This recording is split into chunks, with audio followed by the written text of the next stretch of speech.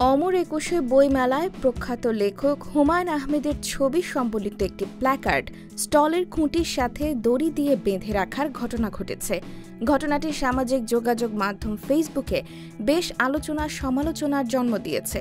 শনিবার ২৩ ফেব্রুয়ারি বিকেলে অমর একুশে বইমেলার সোহরাওয়ার্দী উদ্যানের ৭ নম্বর প্যাভিলিয়নে অবসর প্রকাশনা সংস্থায় এমন ঘটনা ঘটে। জানা গেছে, শনিবার বিকেলে আবহাওয়া পরিস্থিতি কিছুটা প্রতিকূল হওয়ায় ঝোড়ো বাতাসের সাথে বৃষ্টি পড়তে থাকে। এ সময় অবসর প্রকাশনার পাশে থাকা হুমায়ূন আহমেদের ছবি সংবলিত প্ল্যাকার্ড বারবার পড়ে যেতে থাকে। পরে বইগুলোকে বৃষ্টির পানি থেকে রক্ষা করতে বিক্রয়কর্মীরা প্যাভিলিয়নটি পর্দা দিয়ে ঢেকে দেন। এ সময় হুমায়ূন আহমেদের প্ল্যাকার্ডটিও প্যাভিলিয়নের খুঁটির সাথে বেঁধে দেওয়া হয়।